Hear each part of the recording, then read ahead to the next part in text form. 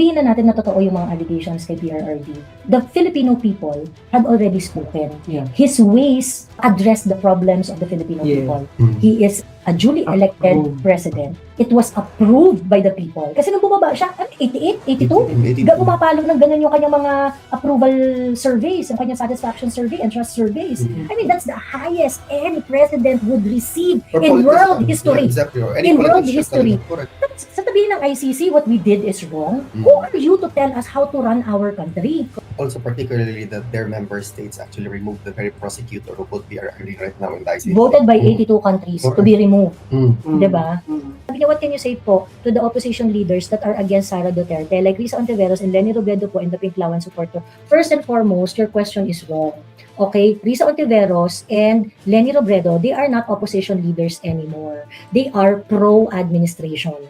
Okay? So, ang opposition leader po ay si Sara Duterte. Okay? So, mali-mali kayo. Alam nyo, itong ganitong ka-ipokritohan sa pag-frame ng question, okay? Mali ito eh. Mali ito eh. Yung parang kitang-kita yung hindi kayo rooted sa katotohanan. At tinatawag niya pang opposition leader si Risa Ontiveros at si Leni Robredo. Naman! Huwag kang magpapaloko sa mga politiko. Kung ganyan kasimpleng bagay, hindi nyo alam kung sino opposition at sino ang administrasyon. Diba? Something is wrong with you. Wala na, lahat na kayo except green. Sabi nila ni VP. Lahat sila nagkampi-kampi na except green. So it's actually Duterte versus Paul.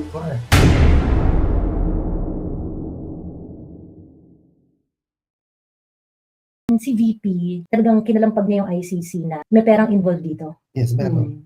Yung kaso lang ni PRRD ang nagpapatakbo sa opisina ninyo. Correct. Ang tinawag niya talaga na tuta ang ICC ni Marcos. Ng Marcos. Correct. Kasi sabi niya, kasi ba't hindi ko sasabihin? Sumusunod kayo sa gusto ni Bongbong eh. Diba? Personally, I was asked today na, why do you not believe in the ICC? The mere fact na, kasi we were together nung interim release hearing ni PRRD. Remember? November 28. Umiyak tayo. Labas na naman. Kasi sa akin, I was crying during that time because I know that that is a confirmation on my end sa isip ko na wala na tong ICC. Kasi the mere fact that they're not going to allow an interim release in a case na very, very questionable ang pag-aaresto, very, very questionable ang respect sa rights ni PRRD, and they're not going to allow an interim release. Ano na to? Tagilid na tayo dito. They're just going to keep PRRD as long as possible sa detention. So, sasabi ko talaga kay Alz, masyado kong mabait. Wala na to. Sabi niya, hindi kasi... Kirahin mo na! Magkanahin na natin. Sama-sama na tayo dito. Ibang stock tayo dito. It was also, I must say, Joanna, it was also during that Davao time that I realized talaga that there's no hope sa ICC. And I'm even going to talk about it further, that they are going to, convict PRRD in this regard. Kasi nga, parang wala akong nakikitang reservations on their side, even the way how they handle their decisions. The decision is vague. Pag justify pa nila yung wala naman talaga, it's not anchored sa law. You anchored it, sabi nga ni VP during the rally, on a book written by someone with absolutely questionable credibility, or news report, or NGO, non-government organizations report, which is basically a detractor of the former president. So basically, alam mo yun, wala na. I think ICC lost its credibility nung time na sinurrender nila si PRRD, and there is a checklist of surrender signed by Lacanilao, and there is a question there asking, was the right of the accused respected? Part of the Rome Statute is making sure that a person being surrendered to the ICC must conform with the law of the country of origin kung saan siya inaresto. So, kung sino yung magsusurrender sa kanya na bansa, dapat yung kanyang karapatan under the law of the originating country must have been respected. Ganon. And the answer of Lacanilao was, I do not know. That should have been the very reason for them to refuse accepting the former president. Or even if they are, ito lang sa akin huwag na tayo magplastikan ICC, milking cow nyo si PRRD. If you at least wanted to have a cloth of due process in your handling of PRRD's case, ito man lang sana yung ginawa Alvin Oh, okay, if this is the case, okay, since dinala nyo na yan dito, ang lamig-lamig, wala kang magagawa kundi i-detain ito. But in the interim, can you please tell us, Philippine government, can you please make a comment on the surrender papers of bakit do not know ang answer dito? O ngayon ikaw naman Duterte, sagutin mo nga yung answer nila. They would be able to hold PRRD maybe for a month or so while sorting that out. But that is not even provided to PRRD. He was not afforded that kind of back and forth to make sure that his right as a Filipino which protected by the Philippine Constitution, there was no guarantee that it was conformed. Mm. 'Di ba? So parang sa akin, putang ina mo ka, tapos sasabihin mo sa aming international justice, hindi ka marumerespeto sa proseso. Correct. March 12, dumating si PRD dito. March 14, ura-urada, gusto Mhm. nilang i-present si PRD for confirmation. Siya ba talaga yan? Mhm. Hindi man nila question yung proseso nangyari sa Pilipinas. Basically, sabi ng NBP, Mhm. we do not care in as far as the manner kung paano, anong ginawa kay PRD, anong Mhm. proseso, ganito. Mhm. Basta as long as surrender, tanggapin na namin. Correct. That's all the correct telling. Yeah, oo, exactly. You're supposed to be the epitome of what international law is. Tama. And as far as particularly, ayan na yung mga soberanya natin Mhm. dyan eh, ayan pa yung mga due process or whatnot. Kasi Oo. sa ganyang sitwasyon, ay crimes na tinatapik dito, hindi na Correct. domestic crimes, di ba? So, Correct. that's the point. Na Mhm. dapat, all the more, you should be more Mhm. tedious and strict to the due process na supposedly nandyan yan as safeguards to ensure na hindi ka lang basta-basta ulihin. Correct. And for me, yung ganitong klaseng pag-handle ng ICC sa former president who is the most trusted, Hmm. most approved president.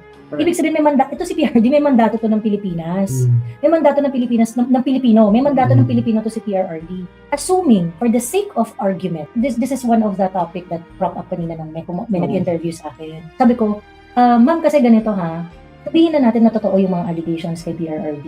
The Filipino people had already spoken. Yeah. His ways address the problems of the Filipino Yes. people. Hmm. He is a duly elected Approved. president. It was approved by the people. Kasi nung bumaba siya, 88, 82, pumapalo ng ganun yung kanyang mga approval surveys, yung kanyang satisfaction survey and trust surveys. Mhm. I mean, that's the highest any president would receive For in world politicians, history. yeah, exactly. Or any In world politician history. talaga, correct. Diba?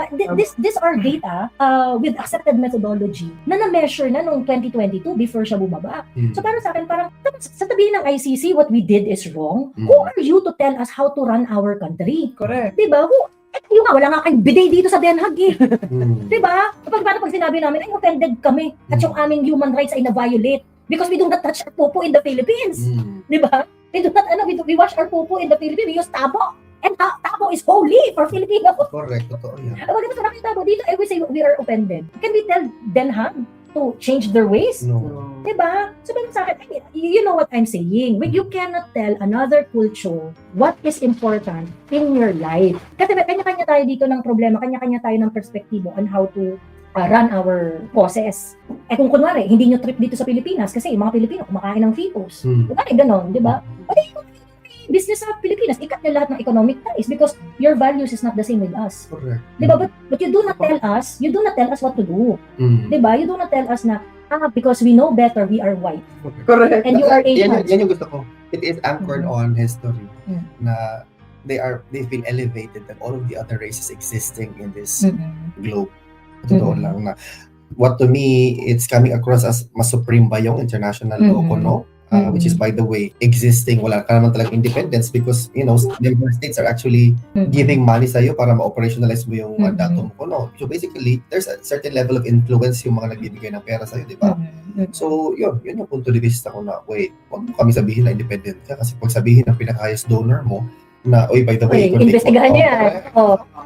ICC should be very transparent, ha? Mm. How's your finances, ICC? Exactly. Sino nagbigay? Who's funding you now? Mm. Saan Oo. napunta yung $2 million? Yung mga ganyang question Mm. natin, no? Saan, was it accepted in a form as a form of charity? Di ba? Was it taxed to begin with, lalo dito sa Mhm. Netherlands? Yun medyo wag nyo kaming, do not, make a fool of us because we're just Filipinos and we're supposed to be not critical, no? Oo, and Okay. subservient to No, exactly. whatever and however you Mm. define justice. Exactly. Diba? We are far more in that sense, Mm. no, even better because even without the supposed tools to navigate the complexity of Mhm. this life, we survive. Mhm. We are resilient, di ba? Yun yung Mhm. atakil sa inyo, nasa inyo na lahat eh, kumbaga. Yeah. But still, Yeah. you still cannot, how to say that, respect a sovereign country's decision kung anong gusto nilang gawin sa buhay nila. Yun man yung punto ko. Alam mo, sabihan kita about sa rally, there's a lot of people saying na, alam naman yan ng mga viewers mo na magaling ka talaga magsalita and that, there was really fire sa sinasabi mo, Mhm. naka-Unipaw actually, na your own respective point of views about what's happening to PRRD and your take about what's happening to the country. First and foremost, I'm thankful ako kasi I had that opportunity to really send my message to the world. And may mga international media na nandun. Napansin naman nila. So, that's nice. You know. I think, even yung sa mga encounters natin dito sa mga locals and sa mga residents dito, we always try to give our point of view on the handling of PRRD's case because we really think that it is unfair. For me, tingin ninyo may kasalanan si PRRD. O sige, walang problema kung yun ang pinaniniwalaan nyo. Okay? We can agree to disagree. But that is something that is going to be sorted out in a forum that is supposed to be fair. Okay? ICC is not fair. Yes. Okay? And how PRRD was treated was not fair. No. Okay? So, anong pinaglalaban yung justice at nandyan dapat si PRRD sa ICC? Correct. Kaya bang magpatakbo ng ICC ng fair trial? They can't! Sabi ko nga, the mere fact na hindi nirespeto ang karapatan ni PRRD under the 1987 Constitution, which, by the way, the Rome Statute also requires sarili nilang rules, hindi nila sinunod, and you expect that ICC would be able to run a fair trial? Yes. Of course not. Number 2, they have to show who's funding them. Ngayon, pag nakita namin na yung korte ninyo tumatakbo gamit ang perang neutral, saka ako magbibigay ng kapatahan sa inyo. Pero as long as you are not able to tell us where your money is coming from, how you are able to run the trial of PRRD, bullshit. Dalawang tao ninyo in-assist ng mga tao ni Zaldico. Nagpadala ng mga gamit sa Den Haag at sa USA. At itong mga taong to, ang amo nila ay chairman ng very, very powerful Committee on Appropriation na si Zaldico. What are the ICC people doing with the employees of our Committee of Chairman on Appropriation? Diba? So, isipin namin walang perang involved dito. Pagkatapos yung 18 Marines na yan na nagsasabi na sila ay walang ginawa kundi mag-deliver ng pera na male-maleta. Diba? So parang for me, this is really disgusting. And yung arte-arte ng mga ICC na they do not want to comment, you have lost moral ascendancy to judge other jurisdiction. Also, particularly that their member states actually removed the very prosecutor who put PRRD right now in the ICC. Voted by 82 countries to be removed. Diba? Completely irrelevant man yung kanyang reason why he was removed. By the way, the reason was alleged sexual misconduct. No? This is only one of the two filed separate. No. So the question is, if the ICC with this prosecutor prosecutes individual who committed high crimes such as crimes against humanity or whatnot, who prosecutes the prosecutor of the ICC or the institution in itself? May problema pala kayo sa linyong bako, bakit hindi nyo yan i-fix before? Ano nangyari ngayon? So all of the investigation as far as PRRD's case is concerned, it was built from the very beginning on shaky grounds. So mahirap yan. Dapat talaga, kahit nga interim relief, hindi mabigay-bigay sa 80-year-old person. So that to me is very telling, where is your sense of justice there? Diba? How can he, in any way, shape, or form, influence the proceeding, commit further crimes, or be a flight risk? Hindi na nga makalakad. 3 steps lang daw, matumba na. How many times na natumba sa loob? Nobody's talking about it. Correct. Nagka-bedsore na yung tao.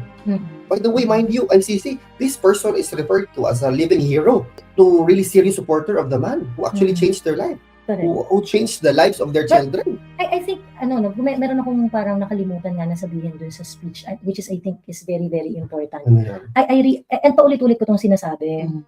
Yung mga bumibisita, ako na-experience ko na I encountered a lot of supporters of PRRD na nasa bakasyon sila, tapos nung nalaman nila na nandyan si VP, they went out of their way and visit PRRD, ganyan. At meron pa yung mga iba na, hindi, ngayon lang kasi kami nakakuha ng bakasyon, kaya ngayon kami pupunta, and things like that. We've met a lot of Filipinos from Australia, US, Spain, Germany, Belgium, Norway, Milan, galing sa iba't ibang lugar, and they really go far and beyond para mag-effort at puntahan at ipakita yung support nila kay PRRD.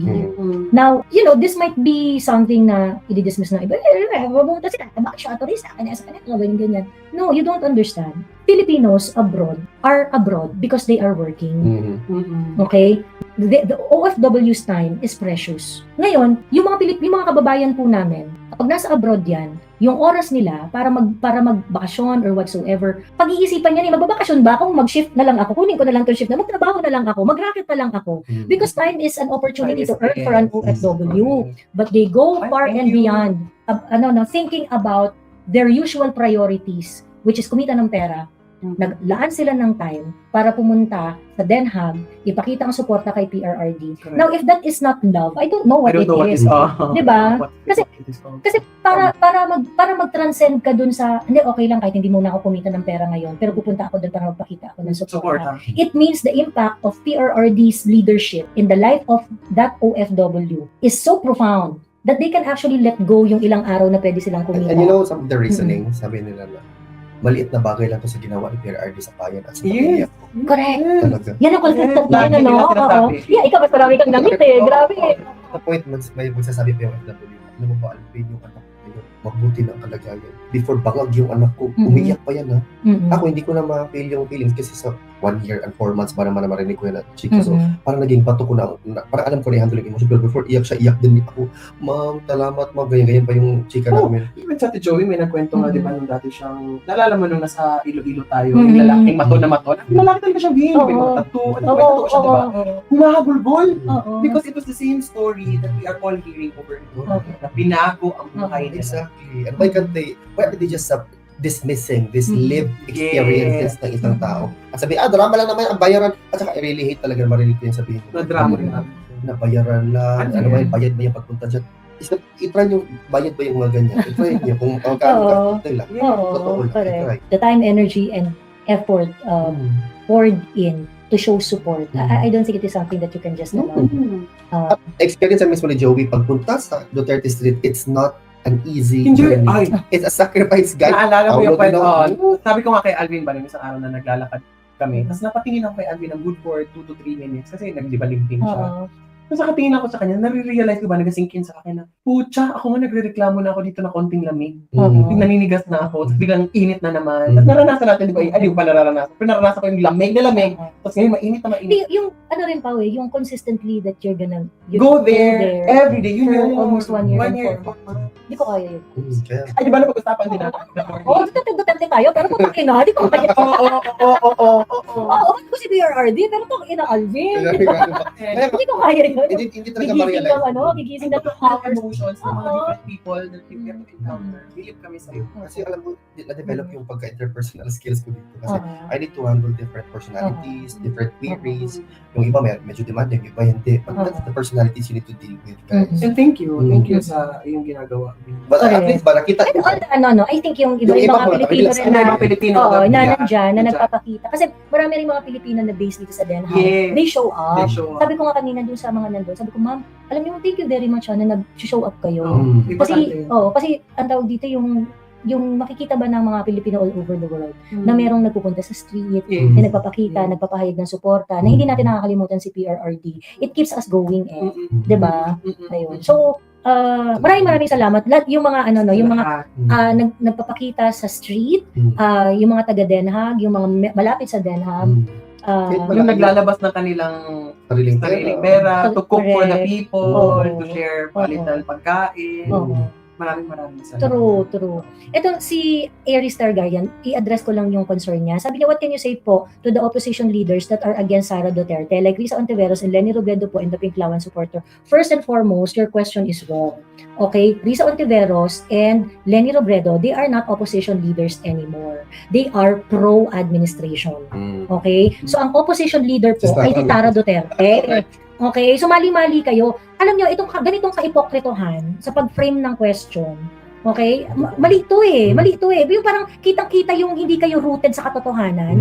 At tinatawag niya pa opposition leader si Risa Ontiveros at si Leni Robredo. Naman! Huwag kang magpataloko sa mga politiko. Kung ganyan kasimpleng bagay, hindi nyo alam kung sino ang opposition at sino ang administrasyon. Diba? Something is wrong with you. Risa Ontiveros and Leni Robredo are both not opposition leaders. Pakisabi sa script Okay. leader na i-change na yan. Oo, baguhin nyo na yan. The I-update true ko. opposition now I-update. is Inday Sara Duterte. Vice President Sara Duterte. Nagkampi-kampi na nga kayong lahat versus the Duterte. Sabi nga ni VP, green at black na lang, ito Oo. orange siya. Oo.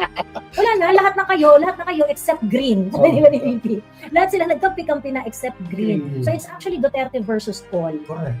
Okay? So please, rephrase your question. I think, ito Joey sa question na to, Mhm. sabi nila, what can you say about opposition leaders against Sara Duterte, Risa Ontiveros, and Pinklawan supporters? I think all of the individuals against kay VP hindi yan sila nagagalit kay VP. Actually, natatakot yan sila. Correct. And you are Oo. afraid of something you know you cannot Beat. Correct. Mm. Actually, doon nanggagaling yung yung pangdadaot kay VP. Because if an election is to be held today, they stand no chance in beating Inday Sara Duterte. Ikaw, Jackie Claire, I swear to you, Oo. pag manalo yan, die, ang bot ni mo na, sabi na lang tayo, ano nangyari kay Madam Claire? Ano? At di man na yung 1 billion case dahil ni, isa sino nag-file yun? Di ba 1 billion mo na tayo? 1 billion ba yun? Hindi, 100 million pala kay Levis yata. Bakit si Alvin ang sinisisi nila about sa Paxilica issue ni Bakit Sara? yan? Any comment, Alvin? Sino tanong? Sino kasi naninisi sa kanya? Hindi mo siya yung nagtanong. I think, kung sino man ang naninisi kay Alvin, ay kulang sa intelligence. Kasi di ba si Alvin yung nagtanong ng Paxilica? Joey yan, sabi Diba? niya na. Kulang sa intelligence eh, di ba? naman? Bakit si Alvin? Si Alvin ba yung nagtanong? Tapos ako na naman yung gina-frame nila na ganito ganyan. Ano ba kayo guys? Saka tingin ko nagsalita na si VP. Si VP, Dahil VP already, address so, na. plus dyan sa mga yan, diba? Si VP na nagsabi. So parang feeling ko, Nagkapi lang ako ng dalawang Gusto ko yung kanta. She knows. Correct. She knows. Mhm.